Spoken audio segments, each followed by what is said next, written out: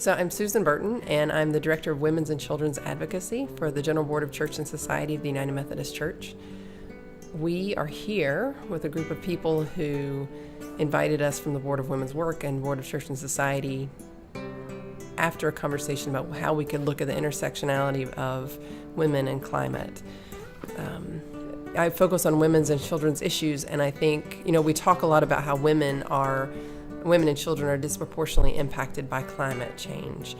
And what I've seen here is the impact of militarization also on women and girls, and which I've known, but to see it is a much different experience.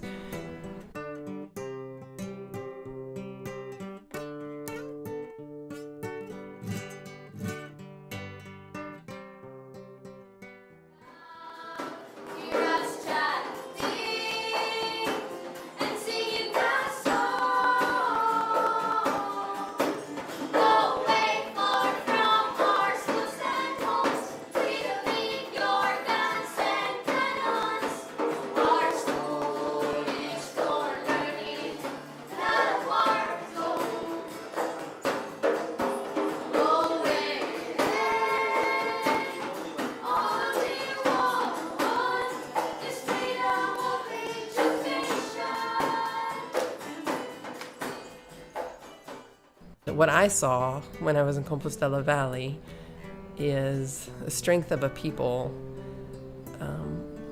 who are being sustained by God, that their humanity and their dignity was very much present, and their struggle very much present in their parenting, very much present in their celebration and dancing, and very much present in their welcoming of us and their hospitality. What I most appreciate about this trip is hearing the inputs from people on the ground who are deeply involved and deeply affected and leading. And so, the wisdom is here. It's more about how do I leverage what I have access to support this. But I do feel like there is an important role for us as a church to play.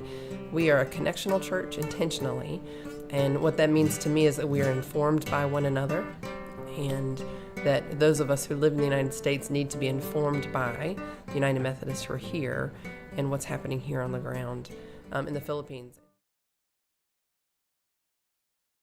My name is John Hill. I work with the General Board of Church and Society in Washington, D.C. in the United States. And we were very honored and privileged to be a part of this Solidarity Visit. And I think personally I was very challenged and inspired by the communities that we visited, challenged by the ways that natural disasters are compounded by the man-made injustices of greed and the destructive forces of corporations and the grabbing of power.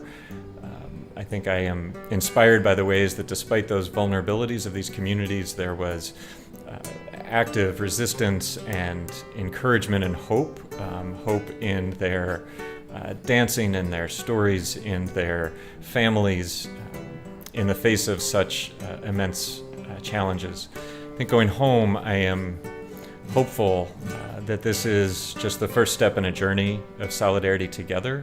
I'm still figuring out ways that we can, as individuals and as institutions, as the church, as our collective witness, be a place of action. First, of telling the story, of giving voice to these, the beauty and the inspiration that we experienced at this trip, and then inviting folks to find ways that they are connected, complicit with these systems that are exploiting, systems that are destroying, and that we might change those systems into ones where all of God's children might enjoy the abundance of creation and live lives of their full God-given potential.